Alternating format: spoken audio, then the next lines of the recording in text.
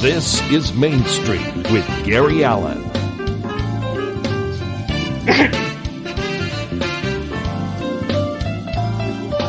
Now, here's Gary.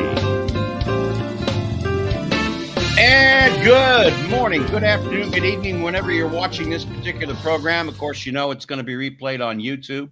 And there's some good news coming up. We're going to be on the DBTV network out of Philadelphia starting real soon. I've been working on that one, and there's some other things coming down the pike. So I'm very excited about that. Also, a confirmation today, because we wanted to make sure, but in October, Mr. Tom Dreesen will be joining us. Those of you that are not familiar with Tom, I've known Tom for years, my days in L.A. Tom was Frank Sinatra's opening act for many, many, many years. And I'm excited to have him on because he has some great stories about Chicago and about L.A. and comedy and everything in between. We have a great show for you today. We have two gentlemen on who are synonymous with sports broadcasting in the South Florida community. They both have been on the air down there in one way or the other over the last 30 years or so. Well, probably longer than that. They are two gentlemen who I respect a great deal for their opinions. Otherwise, why would I have them on the show? I just come on the show myself, but I don't respect my own opinion sometimes. Anyway, would you please welcome to the show? Oh, before we get going with this, I always forget this. I want to thank the Japanese Gardens of South Florida for their continued support of this particular program. And I also want to thank my executive producer, Mr. Rick Del Vecchio, Tommy Shedd, for being my producer on site to help us get through this particular program. First, I want to introduce Mr. Jeff DeForest. You can catch him on the Defo Show on the SouthFloridaLive.com Monday through Friday from 8 to 9 a.m. in the morning. You can also catch him on a number of other particular programs, along with one of my dear friends of all time. Both of us worked in a lot of the same places. Would you please welcome Mr. Baltimore Oriole and Mr. Green Bay Packer himself and Mr. PBA lately, Mr. Dave Lemont. You got a lot of misters, actually. That's Mr. squared. Well, I wasn't a math major, so I might as well do well with it here. You know. I, by the way, can't wait for Jeff's new show, The Heimlich Maneuver: Saving the Life of Michael Mayo. It's going to be a three-part series on Amazon Prime, and I can't wait till it drops, Jeff. Joey Chestnut has nothing on this guy. I mean, Chestnut may be able to swallow more hot dogs, but nobody can consume more food in one bite than Mike Mayo. And we didn't know he had that skill until we started doing the food show that we do, Mike Mayo's Lunchbox, which you can catch on Let's Eat South Florida. And if you want to hear bitching and moaning, it's like the old days of doing sports talk radio, where first call would call up and say, I hate the Knicks. They're going to lose tonight. The next one will be about the Heat. I mean, the people really attack each other on Let's Eat South Florida. So That's been a lot of fun. Yeah. By the way, Gary, I knew Tom Dreesen before he was the opening act for Frank Sinatra, going all the way back to mid-'70s. I want to say circa 1975, when I was dating the unknown comic's sister. The unknown comic is a gentleman named Murray Langston, who was very prominent doing these variety shows on TV. He was in the backup comic group there that used to perform physical comedy and in bits. And he opened up a comedy club in North Hollywood, and Dreesen was a frequent performer there, along with many others who went on to great fame and great notoriety. And I don't know if it's notoriety, but celebrity. Robin Williams used to perform there, Letterman, Andy Kaufman. It's pretty good. I mean, you'd go in there, there'd be four drunks from North Hollywood on a Tuesday night, and Dreesen might open for 4 or 5 of those other guys, and it was a lot of fun. But he was a real gentleman, and everybody was real happy for his success.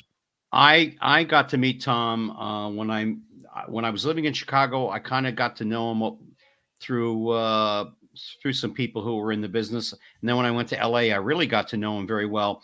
But how I really got to know more about him was through Frank. And Dave knows his story, and a lot of the people who watch this program know. My uncle was Tubby Boots. Oh, yeah, get out of here. So I got to know. So I got to meet, for Sinatra and Dean Martin. I was very friendly with the Martin family. When I moved to LA, I was always invited to Christmas parties and Easter parties and birthdays and stuff like that. I never felt like an orphan in LA. And Dean was very helpful. Robin Williams helped me get with the groundlings out there. So, I mean, I've been very fortunate. But Tom I finally got him to settle down to come on in and do a show. So, that's pretty much what's going to happen, and we're going to have some fun with that. And I might be starting an extra show besides this one, doing comedy with comedians, interviewing them through a gentleman out of Atlanta that owns the Punchline. So that may be nice. a happening kind of a thing that we've got rolling forward. All right.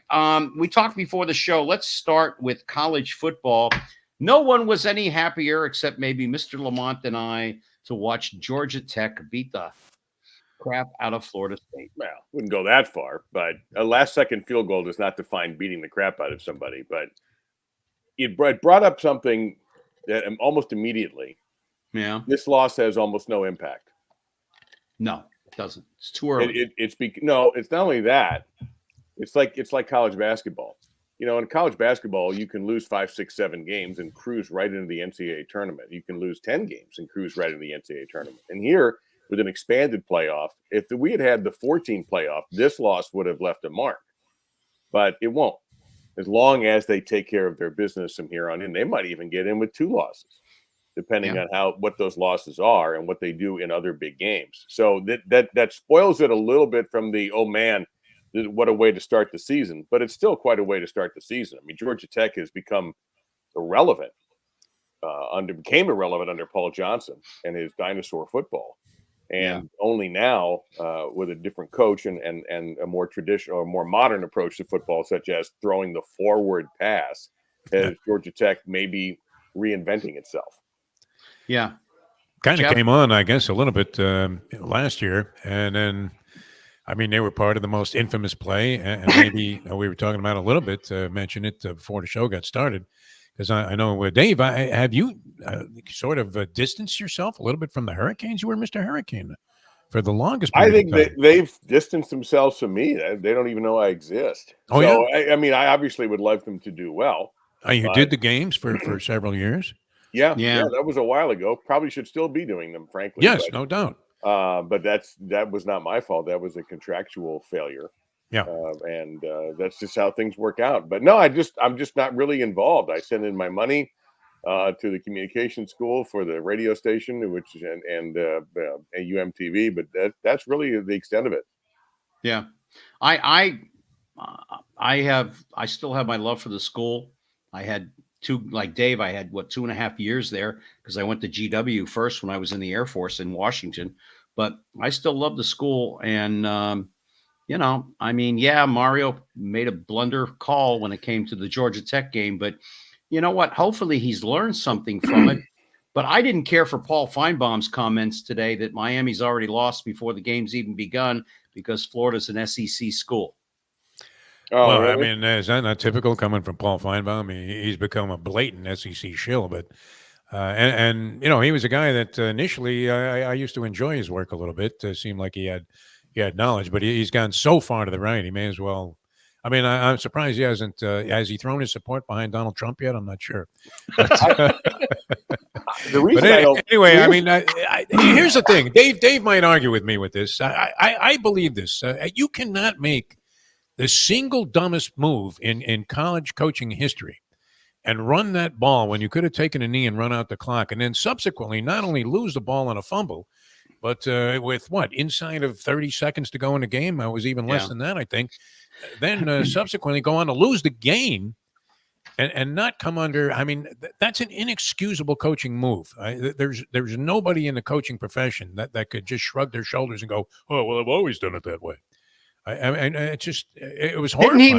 Didn't he make Dave a similar blunder at Oregon? Yes. Well, remember, I'll only offer this as an argument because I disagree with the move. Also, is if the kid hangs on to the ball as he is supposed to, if the defense plays better, it should have never come into play, though. I mean, if you take a knee, you win the game. I'm not arguing that. I'm just offering up that none of this would have been remotely memorable if the players had done their job correctly on the field.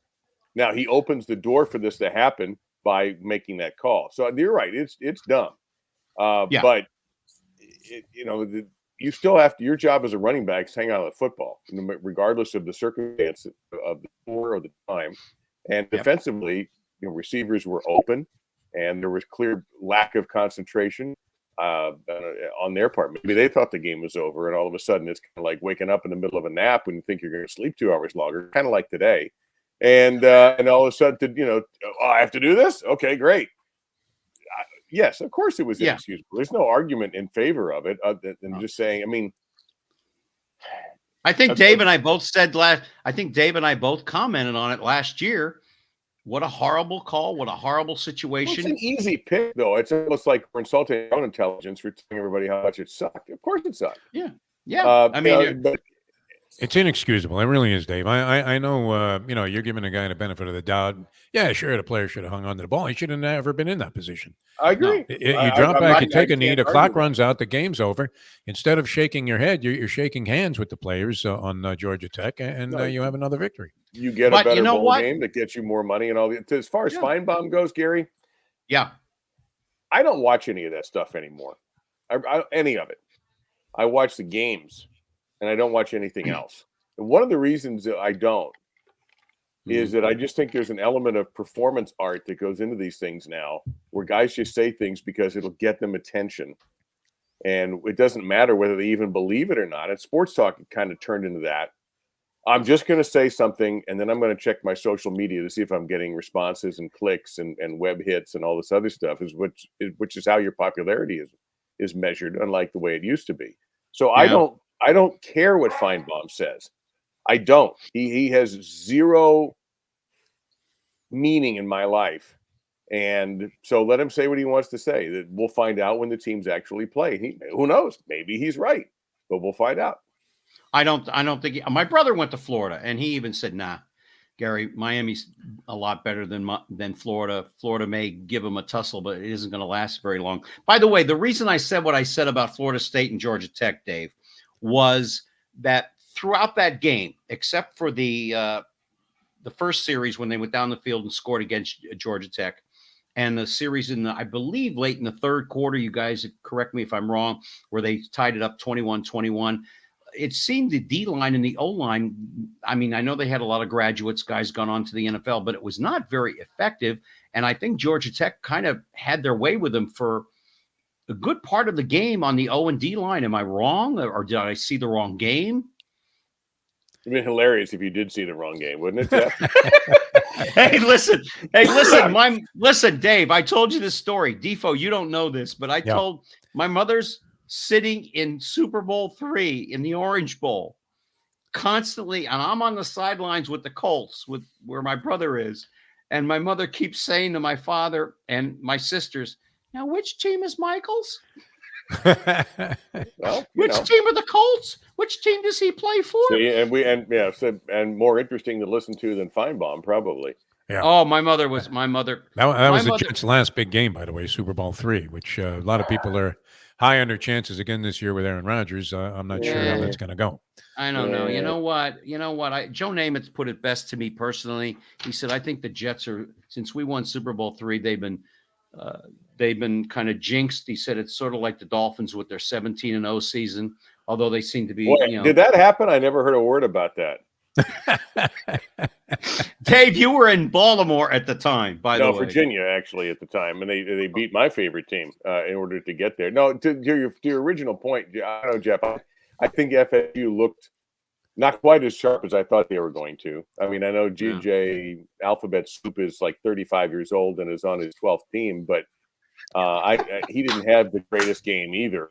And so now we'll see what they do when they get to the tougher games they get on their schedule. What we thought were going to be tougher games on their schedule. Another loss, and I think they might be out. But I expected them to win. Don't they come here? Don't they come to Miami this year?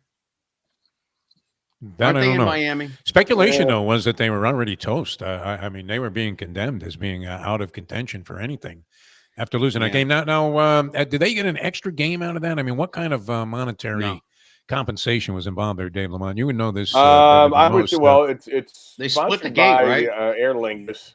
So I imagine both teams got a little something for the effort besides a free trip to Dublin. Yeah, because otherwise, why are you playing that game? I understand. I mean, are you trying to expand your international profile? Were they recruiting Nigel the Leg from the replacements? I mean, what would be the reason to put your team and your season at risk right away out of the chute, playing a team that was okay, maybe a little bit on the rise. Like you say, they abandoned that archaic option offense Well, that that's they an were running. ACC game. I mean, Yeah. that's why the conference decided. No, but to I do it mean, that in way. I'm Ireland, sure money to is agree to involved. that. Right, I agree. Yeah. It's I guess a promotional game for the sport. Obviously, you got a sponsor, and and if you're ESPN, you don't want to just throw two teams from a small conference out there that no one's going to watch. So from a television perspective, TV is heavily involved in this kind of thing. They basically had, and I don't know who does it now, but they had guys who were literally matchmakers, who go, okay, wait a minute, give me this school and this school, and they would negotiate, and they would throw them on like the first Thursday night of the year. If you remember, for a while, that first Thursday was always a big game.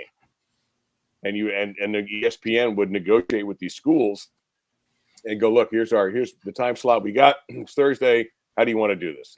Let's find these two schools that are going to bring us ratings.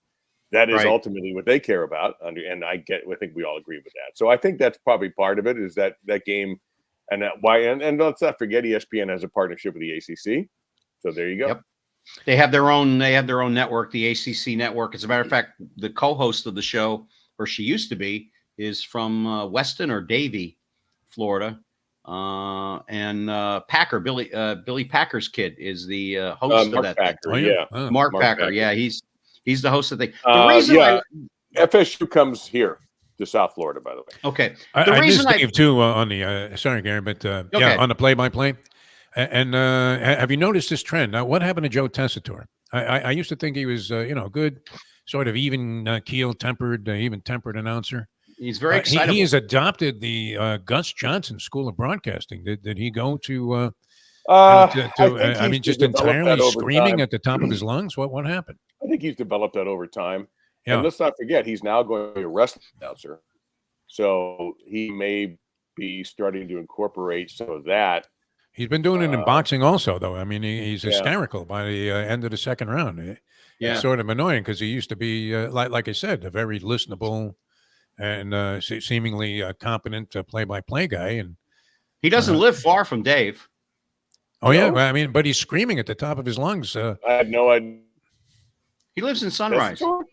Yeah. No. Yeah. You sure? Yeah, because Shambi told me. Oh, okay. Well, I had no idea. I've never run into him at the local. He and Shambi went to BC. That I know. Yeah, but he's making Kevin Harlan sound like Sean McDonough. I mean, he was far more subdued back in the day. I don't know. I mean, I don't know if that's instructions from ESPN to start screaming. No, you would be more aware of this than I would. So. I think that's just his own decision. Okay. Yeah. Remember, this is all showbiz that we're in, guys. No doubt. Jeff. I mean, By the way, before we get on to FSU pulling out of the ACC, predictions for this weekend, and then on the 23rd, even though my brother from another mother will not be with us, which unless you can hook us up in an airplane, you let me know. If I can hook you up on an airplane, that would be if my dad was with Eastern still, but the Eastern's not around anymore either. Yeah, that might be a little tough. Yeah, right, my dad's give us some games. I've just put a whole bunch of names. I'm just going to do this one. I'm just going to do this one here. Miami at Florida. Dave, who wins it straight up? No points. I think Miami, but I don't have a lot of confidence because every year, of course, Miami is supposed to go 17-0 if you read the locals, and then they go 7-6. I do like Cam Ward. He is a little sloppy with the football, but he is the kind of quarterback that I have never seen at Miami. And the ability to make plays on the run does not happen around here. I can't think of anybody going back to maybe Vinny Testaverde, who obviously wasn't as fast as Cam Ward is, but at least Vinny was mobile for the time. We forget about that because we remember NFL Vinny, but college Vinny could move. Oh, yeah. So I do think that Cam Ward is a fantastic addition. I would like to see a healthy Mark Fletcher in the backfield. That would help.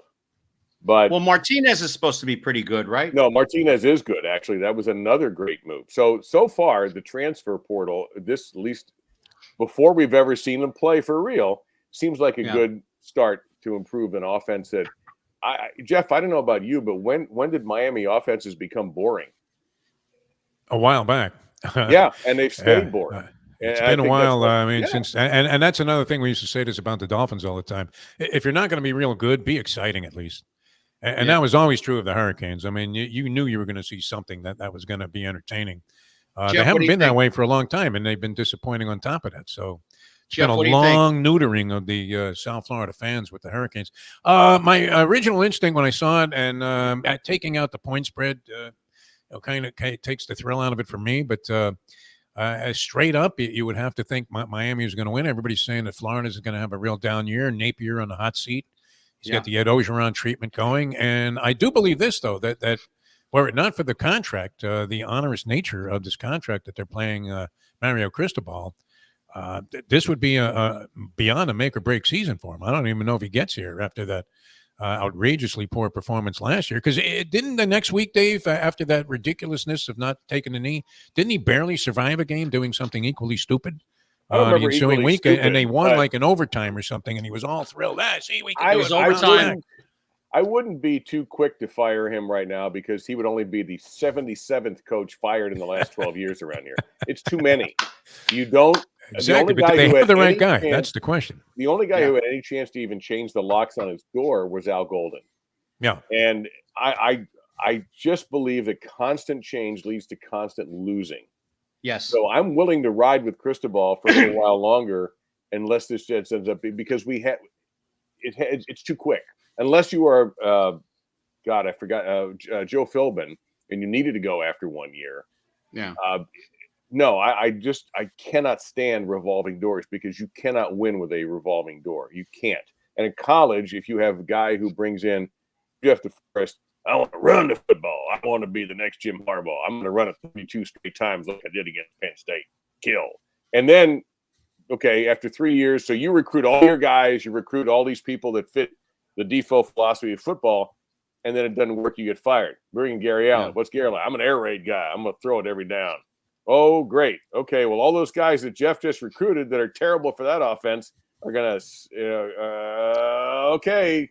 And you just sacrifice unless you can do what Alabama does. And of course, they didn't have any coaching turnover until this year. No, I think you ride with Mario and let him get through a full recruiting cycle. Although, with the transfer portal, it's not quite as important as it used to be. But no, I'm not in a great rush to dump him. Not enamored with him. When you covered him as a player, so did I. I'm assuming that you were on the beat then also. Seemed like a decent guy, very approachable guy. He was one of those offensive linemen intelligent guy. That too, you went by the way. to for answers. And, when you were looking around the locker room and thinking, who can I talk to? Cristobal was a guy you would naturally gravitate towards because you would get something that you could use. Is he, more reluctant to do interviews than Kamala Harris? What does he talk to anybody anymore? Yeah, you rarely see him stating the case. Well, he does his obligations, which would be the weekly press conference, and I'm pretty sure he is a compensated spokesperson, and that may be limiting his radio availability. Is that he does just a show where he has slid some cash or whatever he gets out of it, and then maybe they have a deal where, okay, well, this is it, pal. And I guess I assume Hurricane Hotline that he's a part of, but no, how much do I need to hear from him? After a game, a lot of excuses. Seriously, after a game, okay, great. Got to hear from me after a game. If you have an obligation to where you can speak to your fans, great, go do it. I'm okay. I don't have to hear from a coach every day in my life. You can see him on the ACC network, and when he's being interviewed by Packer or by the whatever her name is, he's kind of he gets to the point. And you can tell he wants to get off that chair and go coach. He wants to get off the chair. He wouldn't be the only one to be like that. But most coaches of presence. Though, do you two remember when Shoes was head coach of the Miami Dolphins? Of course. If you came at Shoes with a stupid question, that was the last time you ever got a chance to ask him a question. Yeah, he wanted to go and coach. And I wasn't a big fan of that, although I think Dave schooled Al Lombardo to go ahead and ask like the really bad question that No, Al maybe could people do it had on on their his mind. own. Yeah, I always loved it when he would start a press conference. Shula would come in after a 2-point victory, and Lombardo would, immediately chime in with the first question at the press conference while Harvey was in a panic. Harvey Green, and Lombardo would say, "Coach, can you really be satisfied with a win, no cover?" To which Shula usually had a very negative response. But Well, Yeah. those weren't press conferences like they are now. Those were No. gatherings in that little crowded coach's locker room in the Orange Bowl. yeah, Yeah. And no, you quickly learned, Gary, that there were things you could ask Oh, and ways you could ask. And once I figured that out, I just let everybody else screw up, and I would get in my stuff that I knew would be Yeah. the way to do it. well, Jeff, remember, Dave, yeah. as a kid growing up, I knew Shula before you guys all knew him. I mean, with my brother with the Baltimore Colts, I was there for spring training and, fall football and everything else. I traveled with the team the year they went to Super Bowl III. I mean, I went to high school up there, and, I knew him. He was a man of few words, and those few words, if you didn't listen, No, he you was know pretty what? fair, though, I think. Yes. I had an Yeah. assignment one time. We used to do some stringing, send some video and audio clips to ESPN. They were relatively new. It had only been in existence a few years, and my buddy and I would go out there, but they would send you the questions. And of course, I get the assignment to go out. I wasn't on camera asking these questions, but I had to feed them to Shula. And the first question was, Coach, do you feel that the game has passed you by? oh, And that wasn't an easy one to position with Shula, and I wanted to make sure I distanced myself from any desire to put that in front of him for a response. And he answered it, though. I mean, I told him, I said, look, I'm just throwing these questions out that they gave me from ESPN. He said, well, if I don't like them, I'll just take the microphone off and walk off. But he did answer. He actually responded to that question. So yeah. he was approachable. I mean, he may not have loved it, but he was Listen, a And fair a guy. great talker, by the way, if you got Yeah. him at the right time. I mean, something similar to that, Jeff, is when Wins had Monday Night Football from CBS. They would ask me to go over to St. Thomas and get 3 questions with Shula for the game. And I'm pretty sure, I don't remember if they fed me questions or if I was on my own, but again, knowing how to ask Don Shula a question, you knew what you never ask him if he was surprised about something, ever. Yeah. And you avoided hypotheticals. Well, Coach, what if Dan Marino had 3 feet instead of 2? That He wasn't a fan of hypotheticals that. were out of the approach. question. So I would go to Harvey and go, hey, CBS Radio needs this. Okay, be here at this spot at 12:15. Okay, you got it. So I'd be there 12:15. There they are. And he also knew 3 questions because as he's finishing the third one, he's already starting to walk away. But Yes. to Jeff's point, he was fair. He was. I didn't say 10 questions. I didn't say 5. I said 3 is all I need. And the answers were always good. And then he did his thing. And then he went off to go do what he did. Look, this is an overstatement, but that's the business we're in. How have things been going since? Not too good. It's been an adventure. I mean, you mentioned Right. my favorite coach, Smoking Joe Philbin, and you're thinking, how did Stephen Ross sit across the table from this guy? And he actually seemed like a decent guy. I had some contact with him. He got wind of the fact that we were calling him and referring to him as Smoking Joe Philbin. And so I'm out there doing one of those training camp shows where you're out there, in the obnoxious heat, oppressive heat. First day of training camp. There's nothing going on. There are no players on the field. You sit there for 4 hours. But we had the obligatory arranged interview with the head coach that was going to come up at the end of the show. And I was never a big fan of confrontation, Dave. I don't know about you. I don't like it either. No, not at all. So the first thing Philbin says to me, and before we even get started, is, I hear you have a nickname for me. Ah. And I'm like, oh, rhymes with duck. This is not going to go well, right? So he says, yeah, here you call me Smoking Joe Philbin. And I couldn't deny it. I mean, it was well known that was my reference. Right. And I said, yeah, Smoking Joe Philbin. And he goes, I love it. And then he proceeded to give us like a great interview. I ended up liking the guy. But you're thinking, how did Stephen Ross sit across the table from this guy when he was doing the original interview and say, that's my man? Based on the fact that he literally seemed as lifeless as the zombies in the Night of the Living Dead, and kind of performed that way as a coach. Yeah. Seemed to accept losing, Well, very, very non-distinct tenure as a head coach. But then we brought in the quarterback whisperer, Adam Gase. Let me get this in, guys. Dave Lemont, Jeff DeForest on Main Street with me, Gary Allen, and Jeff will be back with us on the 23rd of September at, 3:30, 4 o'clock. We'll figure it out. Unless you can figure out a way. And the problem with that is I don't think the FAA would appreciate me communicating that way in an airplane. But by the way, I've been meaning to ask you, Dave, are you a good bowler? No, not at the level that I've been watching lately. No. I haven't had these guys do it where they don't even put their fingers in the ball anymore, man. The whole style has changed from when there's I was watching Schenkel and Nelson Burton Jr. Yeah, 2 fingers and no thumb. Wow. You're hearing a lot of that, the guys without even a thumb hole. And then, of course, you have the 2-handers, what you're talking about, which is really looks strange. It's becoming incredibly popular. Did they take the bumpers out of the gutters when they're doing that? Only not when I bowl, no. I'll tell you what Dave is very good at, Gary, and he probably is too humble to admit this, but I'm surprised. I'm glad to see the bruising is healed up from 40 years ago or so when Dave and I used to play basketball at the where was that? West Miramar Fire Station. Yeah, is that still there? Not West Miramar, but it was off of Pines, not far from where the sportatorium used to be. And we used to line up every Sunday, and Dave, because he was tall, had the unfortunate assignment of going against a guy named Bruce, who was a decent guy, but a murderer on the basketball court. I mean, literally despicable how dirty this guy was. And to his credit, Dave maintained his cool. Every now and then a ball would be kicked over the fence and say, "That's it, I'm not playing anymore." But I mean, considering the brutality that you were subjected to in those games, Dave, I still remember the fact that you survived them and continued to be the good guy that you are, with a great sense of humor and I still have great demeanor with people. It really is. I mean, to suffer that kind of abuse. And he had a nice little jumper, Gary, from I'd say anywhere from 16 feet in from the baseline. He would make that shot. Oh, I mean, he's a big guy. By the way, the sport, but I had a mid-range game. By the way, the sportatorium is long gone, is it not? Sportatorium, that dried up years ago. I used to go there for rock concerts. Rick Shaw, I went with him a few times. I went with some other guys because I'm much older than you two guys. So, you know, it's like, thank you, Dave. Thank you so very much.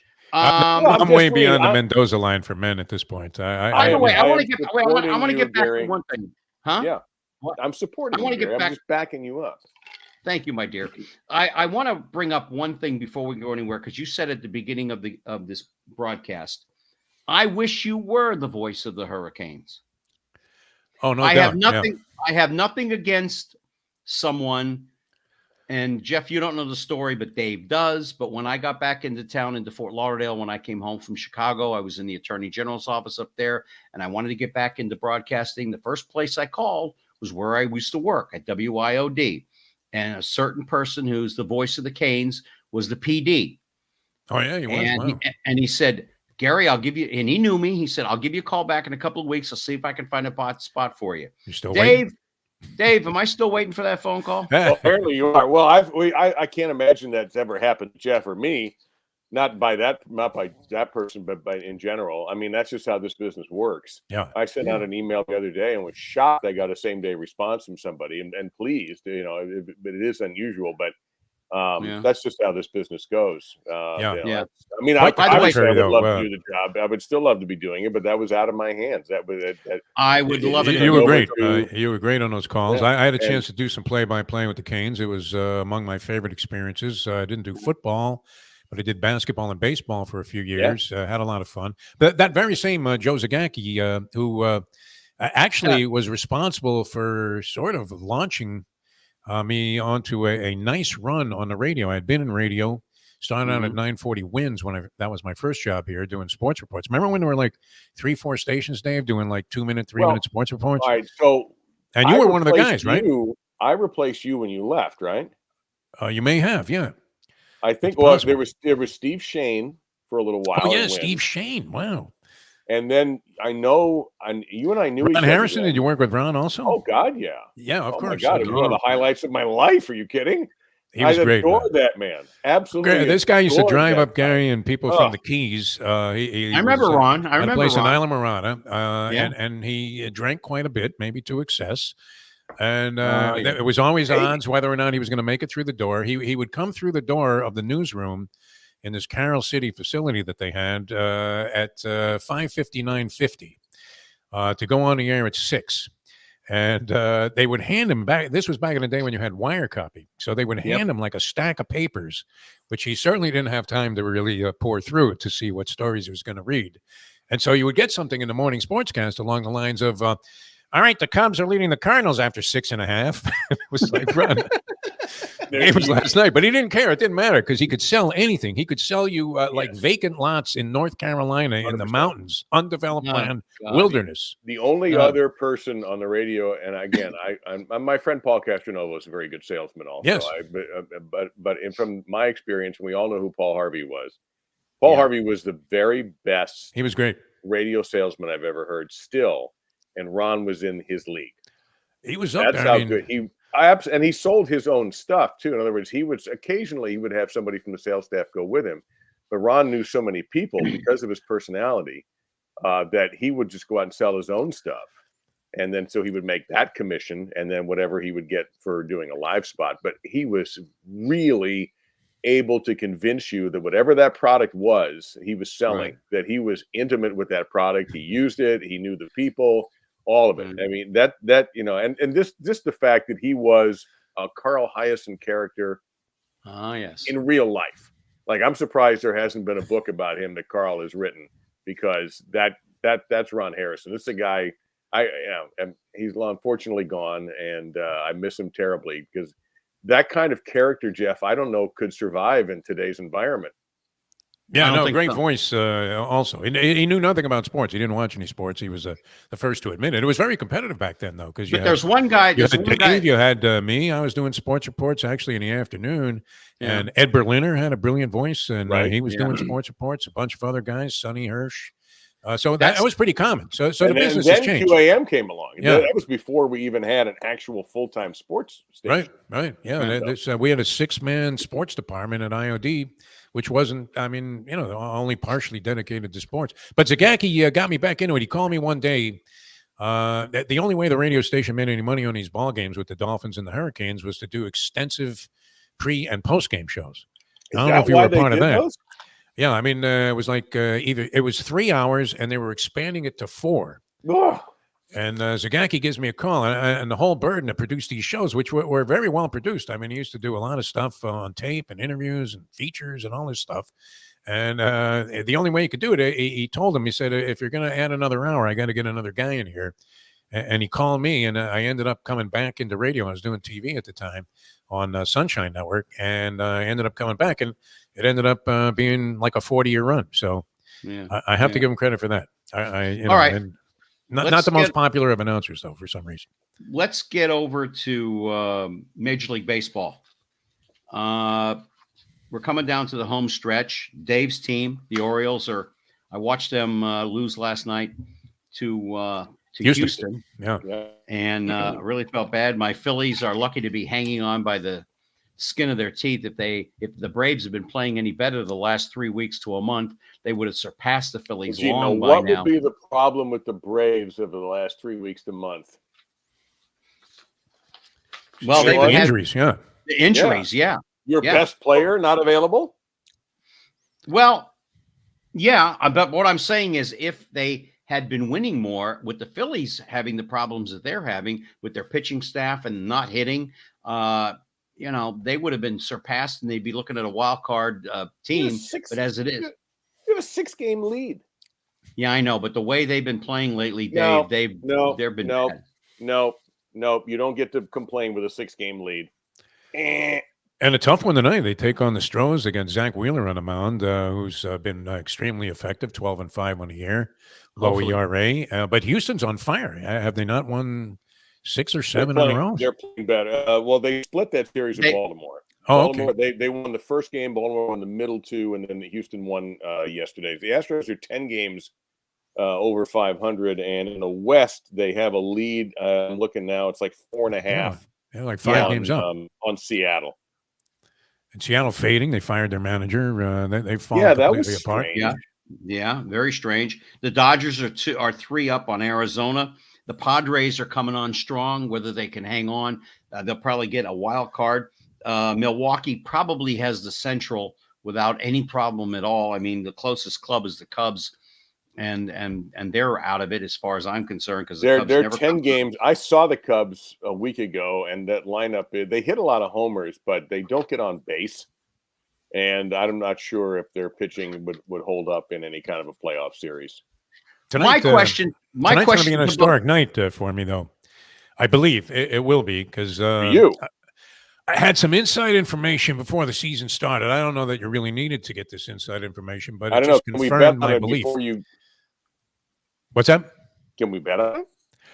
I already did. I may be cashing a season-long proposition bet tonight, because somebody that was inside the organization, who I have great respect for, and who would be as loyal as anybody would be to the notion that, hey, we're in there with a fighting chance, calls me and says, bet all you've got, DeForest, on the under, which was 79 games, 79 wins for the season. Okay. We had various campaigns through one of our sponsors on the radio over the years, only one of which hit out of 3 seasons, betting the Marlins over totals, and they were pretty modest. It was like 75 games, and the team really, on paper, looked like garbage. So you were thinking you're going to be lucky to get there. And the only season that we cashed on the over was the COVID-shortened season. We managed to get in on that, but the over-under number of 79 seemed, a very, very, a very high barometer. And so I was inclined to bet the under anyway. But if the Marlins lose tonight, then we go and cash our ticket. They need to win their remaining 33 games for a push. Now, when have you ever been in a position like that? I mean, this is like betting Secretariat in the Belmont Stakes in 1973. Here's a question I have for both of you. Yeah. I have a question for both of you. When in the hell is that management going to wake up? They got into the playoffs last year. My Phillies knocked them out. But when are they going to finally wake up at the deadline, the trade deadline? It was a wholesale fire sale. Okay. When are they going to wake up? Yeah, that's when are they going to when are they going to wake up? This is what they do, though. It's unfortunate. Contraction was a word that was mentioned a few years ago, many years back. Remember that? People were talking about, should they just contract the team? Nobody goes. But I mean, I don't know if it's despicable, or is it just something that you shrug your shoulders and accept now? Well, I think it's both. I think we shrug our shoulders, Jeff, because we're used to it. Yeah. And they've had 2 shining examples of what happens when they actually put a full-on effort from ownership all the way down into trying to win a championship. But I don't know how, as an owner of that team, you can sit there and be satisfied with what you're doing. And if you can't afford it, or your obligation is to sell it, and somebody will buy it, and maybe that group can turn this thing into something not only profitable but attractive. And they've miserably failed to do that. And look what they've lost. Derek Jeter, I don't know how much work Jeter actually did, and I don't mean that derogatorily. I just don't know. Seemed like he was around, though, didn't it? Seemed like he was involved. Yeah, I don't think he was just a celebrity owner to sit in a nice seat that the TV cameras can show. He walked because he didn't like the organization's direction. You took Shayna Ing, who had helped get the right players, and give her a Sophie's choice of, well, yeah, you're good, but we don't like this. We're going to attach someone to you like a barnacle. Well, she didn't want any part of that, and I don't blame her. But she was becoming a proven and very well respected talent in the majors. Mm-hmm. Gone. Made a couple of great moves at the trade deadline, bringing Berger in and Bell. So and both those guys were huge contributors to their playoff push. As someone who roots for a team that has had issues with ownership, and seemingly has conquered them now, as the old man Peter Angelo, now the late Peter Angelo, finally started to back out of the room. And now you've got new ownership, a Baltimore guy. Of course, so is Angelo. And right now things are going well.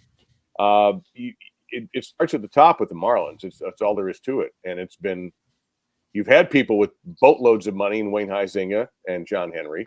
And now you've got a guy who, I don't know if he has a boatload of money. And if it is, it's a pretty tiny dinghy.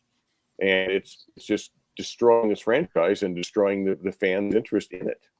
Would they have been better off if they'd gone into the American League to begin with? No, if they take the same approach, they're just the White Sox South. Okay. And they do have 2 world championships, which is amazing considering the overall way the franchise is operated. But They bring in this guy from Tampa. Everybody thinks that that's going to be the solution. Tampa, a remarkable franchise by any sports standards or barometers, because Right. every year they have to turn over half of their good players, and they bring in new guys, fresh faces, new fish, and they're always in there in the AL East, which is incredible. They're hovering around 500 this year, which was supposed to be a disaster. But I don't know that every guy that they had in their front office is necessarily a signal or preface for a panacea of success, because this guy Bendix, what was he, the bat boy? He looks like Jonah Hill, doesn't he? And, I mean, and when you hear him talk, you're thinking, where did they find this guy? I mean, it's incredible that we would get the one guy that didn't know what he was doing that came out of the Tampa Bay organization. But that may prove out to be the case. And if it is, then this is going to be a long period of just horrendous hard times for the franchise. Does Judge hit 60 or more? You would think, no? What do you think, Yeah, it Dave? sure looks like it. It sure looks like it. Needs 9 more with over a month to go. Yeah, and playing in Yankee Stadium, if he fouls it off to right field, it's over the roof. 297, right down the line. Yeah, he's got again, I realize that's not his side of the field, but with that kind of power, even a miss for him has the threat to leave the park because he's so strong. I don't see why not, and I don't like the Yankees at all. But Judge is not a guy you can hate. No. He Very doesn't come likable off character. that way. Yeah, I mean, he's good for the game. Baseball, in some ways, is fortunate that some of their very, very best players are seemingly, at least publicly, enjoyable to watch. You don't feel guilty about it. I mean, Ohtani survived a scandal at the beginning that apparently he really wasn't what this guy was doing to him, and he's doing something. He has a shot at 50-50, and I don't know what would be more amazing if Aaron Judge gets to 60 or 60 plus, or if Ohtani does 50-50. Both are stunning. I don't know, has anyone ever done 50-50 before? I don't believe. Still, I mean, when you're looking at Judge, people are making comparisons now, and I happen to live through this season as a 10-year-old DeForest, but 1961, the most magical season in terms of you had 98 with Sosa and McGuire, but they were on different teams. But when Maris and Mantle were going after it, and Mantle only lost out in the chase because he was injured the last, I guess, few weeks of the season. Well, you know what? You know the story on that, right? He got an infection from a dumb doctor from a dirty needle. He had a hip issue. He goes in to get a shot, and the needle wasn't clean, and he got an infection. Yeah, and Maris continued, and people. He was not a popular figure for some reason. No, everybody wanted the Mick to do it. Ford Frick wanted nobody to do it because it was an extended season to 162 games, up from 154, and thus the birth of probably the most hideous symbol in all of sport. Would you agree, Dave and Gary? The asterisk was born out of that season. Yeah, he was a Babe Ruth apologist too, Ford Frick. Yeah. And so that was the other thing. He was trying to protect, like Babe Ruth needed protection. Well, actually, back in those days, he probably did, but Lord knows how many illegitimate babes were running around at the time. But that was another part of the story to add on to what Jeff was saying about the 61 and the asterisk, because yes, there was an increase in the number of games, but also this guy just was from the Babe Ruth era and did what he did not want to see him erased.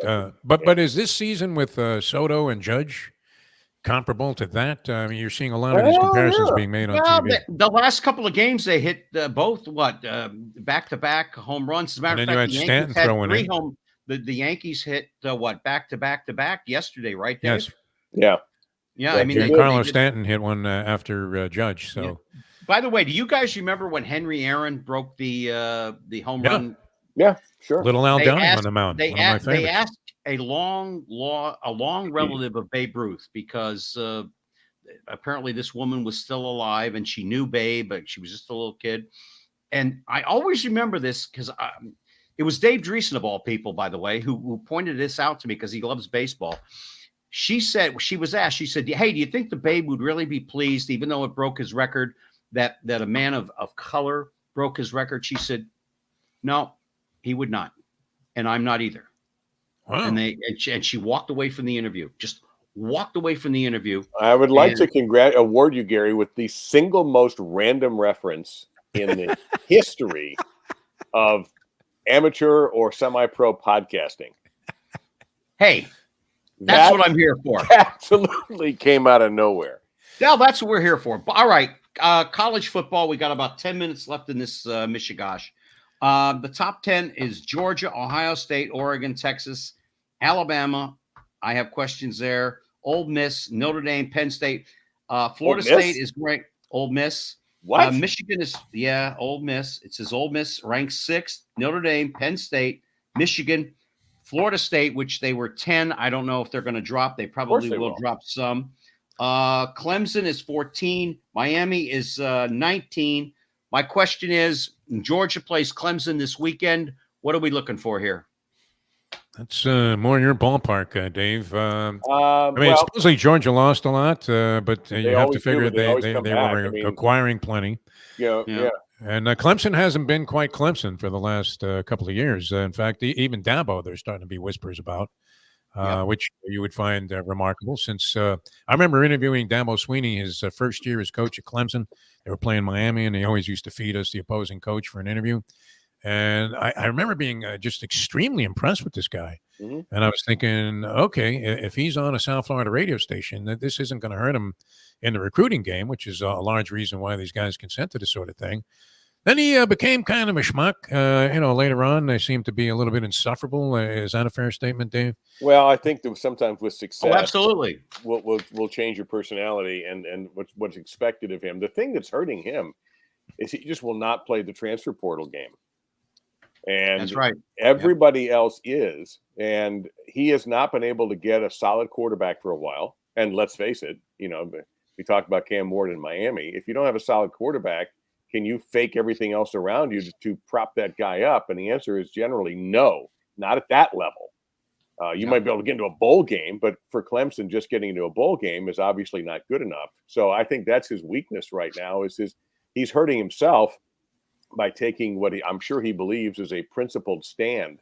I dealt with him before. I never had a problem with him. I think he understood what we would need, and was always good about getting us everything and having his coaches available and all that. So I personally never had a problem with him. But he has hurt himself in that regard. There's no doubt about it. At Georgia, Kirby Smart is poised to take over the Nick Saban mantle as the best coach in the game. And they have supposedly, though, I think their 3 biggest and toughest opponents. They play all on the road this year. Yeah, and I'm not. Yeah. But again, they're Georgia, and so they'll get a little more run from the playoff committee if, say, they lose 1 or maybe even 2 of the games. Right. So again, I think I go back to something I said earlier. Some of these losses that you're going to see this year aren't going to be as dramatic as if we had a smaller pool for the playoff. I'm not saying I'm against the pool. I understand the reasons for it. And we saw Florida State and Georgia last year. No one ever talks about Georgia deserving an opportunity with just 1 loss. That's because Florida State wanted to get out, and they still want to get out of the ACC. But here's the funny thing: one day, well, I don't know where they're going to go. I don't think. That's the whole. Yeah, that's the whole. They and Clemson, nobody wants them. The only team out of the ACC that anybody would want, like in the SEC, is the team where your buddy is the head coach, Dave. They fit geographically. Yeah. They fit geographically right into the SEC. Man, they do. They have that. They have a great reputation. A lot of things to like about Chapel Hill as a city, and North Carolina as a school. But my brother is a Dookie. Never liked them, but what can I? Well, I understand that, but Duke doesn't have that same sex appeal in all sports that North Carolina does. Even though Duke has some fabulous teams outside of basketball and a pretty decent football program these days. But I think the game is better if Clemson is better, but I'm just not so sure about this week. And we'll learn a lot, Defo. You're right. You guys are all right. So are we all taking Georgia? Are we all taking Georgia? By a week. I would. Are we just going straight up? We're just straight up. Okay. Listen, the only person in this group would Tommy, would you put that one photograph of Mr. DeForest, please, for one of his side jobs? Would you please put that second picture stupid for tickets? You have a picture. Oh, there you go. Yeah. Nice hat. Yeah. We're going to do a show. It's in development called Loan Shark Tank, which you can appreciate, where you would have guys come into the music, dun, dun, dun, dun, dun, dun, dun, dun. And you have some bust out degenerate that just, got rolled at the track, and he would be trying to appeal to various sort of indifferent loan sharks to get a favorable loans at reasonable rates. My old And then- boss, Larry King, would have been perfect for your show. Loan me $50. Yeah, you know what's funny about that? I don't know if this happened to you, Dave, because you weren't as much of a track guy, but you were at Hialeah all the time, and I don't know if you were Perfect, frequenting yeah. the windows. Yeah, No. so did I.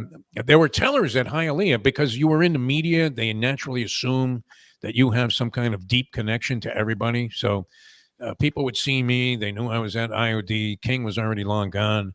But Yeah. they assumed that I had some responsibility for the money that he owed the tellers at Hialeah Park for the bad checks that he had written there.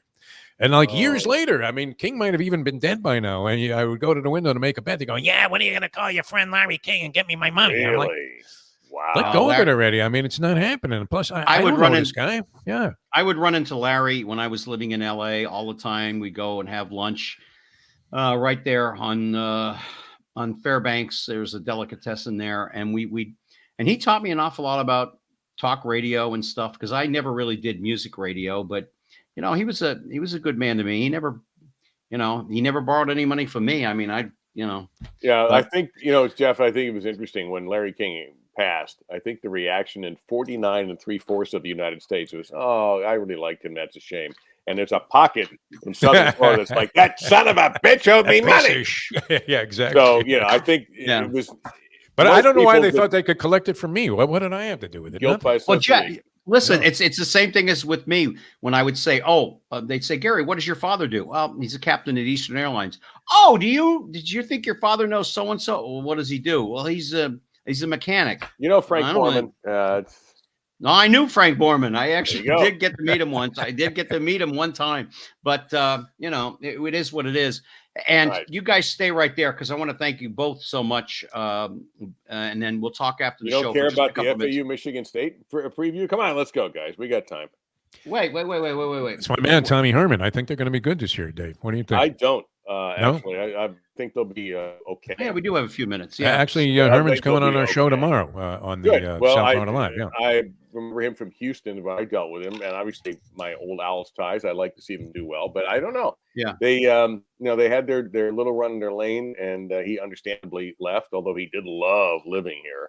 But I don't know. I think there's a few teams in states. One of them. There's a bunch of really interesting stories this year. In Michigan State, because of all the trouble they had, now they bring in a very good coach from Oregon State to take over. All of the stuff with the fact that the Big Ten is basically the Rose Bowl every weekend now. Right. You brought in all the Pac-12 refugees and some really good ones. It's going to be interesting. The Big 12 looks like a monster. And then the SEC adds the two biggest names in the Big 12, and the Big 12 has ended up recovering, I think, fairly nicely. But Texas and Oklahoma and the SEC might be the biggest story preseason, and how they're going to blend in. And you talk about Florida's tough schedule. Well, one of the reasons these SEC schedules is tougher because you're adding Austin and Norman into your travel plans. So it's I'm not necessarily crazy about it, but it's going to be fun to watch. We talked about it before, Dave. These travel from the West Coast to the Midwest or to the East Coast is going to be horrendous. I mean, just Dave, you've done it. Jeff, I've done it. I've done it many times. It's not fun. I mean, if you're doing it once in a while, but the basketball teams, I mean, what are they here's gonna where do? it's bad. Here's where it'll be bad. Not for the football teams. They charter. They're The on their own. basketball. Basketball depends on the school. A lot of schools now can afford to charter. Where the kids are going to get hosed are the ones who have to fly commercially and then become, dependent on weather, mechanical issues, missed connections, and depending on the size of the town they're going to. It's those sports that are forced to take that lifestyle that are really going to have a difficult time with it in the beginning. What do you mean the flight's canceled? I got to get to Charlotte. or you'll have instances where like a Sunday baseball game won't be played because How did Gene Dickeroff do it all those years? I mean, he flying drove. from- Well, actually, for a while, I think he flew, and then U.S. Air canceled the flight from Tallahassee to Tampa, so he ended up driving. Yeah, I mean, he would leave some outpost, of college football in the middle of the night, and it somehow end up at a Buccaneers game the next day on time for the kickoff. And Gene sounded did great always- while doing it too. Yeah, Gene great always guy did a too. great Great job. guy. Yeah. By the way, before we go, there's one guy I always wanted to meet in Miami broadcast history. You both worked with him, and I never got a chance to meet him. John Harper used to tell me all about him, was Sonny Hirsch. Sonny, there are a zillion Sonny stories. I wanted to meet that man because I used to listen to him, and that's what said, hey, if you don't make it as an airline pilot like your father, maybe you go into broadcasting. There you go. You know, and Sonny I was always great. I wanted don't to- know. You spent some time. I spent time with Sonny on the road sure. many years. Absolutely. And of course, we were in this very tiny. You remember the sports room at WIOD was like a Well, converted broom which version closet. of IOD now, Jeff? The 79th? The original one down on 79th Street. I never was there. Oh, okay. Well, they think had a that broom might be the closet of different a building. sports office, and Sonny, Yep. would spread his stuff out all over the place. And but he was betting every game on the board. Sonny Hirsch. It was great, and we'd be doing baseball, which tended to linger into 4 or 5 hour games sometimes, even though it was 9 innings. Kenny Henderson couldn't get a guy out when he was pitching for the Canes, and you'd be 2/3 of an inning into the ball game. You already be out there for an hour. And Sonny was tracking every game on a score phone. Remember the score phone? You used to have it on your beeper. Yes. And every now and then, an old bleep would come out, even though things were going swimmingly for the Hurricanes. And they were like, Sonny, where was that from? Because I can't believe these White Sox. And he was following every game on the board, which he had action on. The other thing he used to do is rent a car when we were like in Omaha and he would park it in front of his hotel room and never take it. I don't know why he did that. I don't ever Maybe he was remember. paying an I expense traveled- account or what? Yeah, I traveled with him for 3 years doing the Hurricanes, and I never saw him drive a car. I would drive him, which is fine because You had to drive everywhere, exactly. anyway. But that was Yes. okay with that. Yeah, me too. And the other thing is, he didn't, as his health started to go a little bit. He wasn't, wasn't the healthiest guy. Unfortunately, didn't take great care of himself. No, But he wasn't. he didn't like to walk. So if we were going to eat, it was you had to get it. Sure. I had to, drop him at the door and then go park. If the place we were going to was crowded or whatever than that. Right. But no, he was again, we talked about Ron Harrison. These are characters you don't have anymore. Guys who had a different Real way Damon of looking Runyon at things, type, an old fashioned. Yeah. Again, I think Carl Hiaasen, that type of raconteur kind of guy that you don't see much anymore. Sonny was that, and obviously loved baseball, had a great association with baseball, and built himself a tremendous and well-deserved reputation as the voice of the Hurricanes for a long, long time. Yep. Yeah, Guys, we have great. run over. Bad. But that's it. I want to thank Dave Lemont. I want to thank Jeff DeForest. He'll be back with us in September. And I want to thank all of you out there. Guys, stick around after the show for a real quick one. And I want to thank all of you out there very much for joining us here on Main Street. Until next time, Gary Allen, take care of yourselves and each other. Jerry Springer. Yeah. Great being with you guys.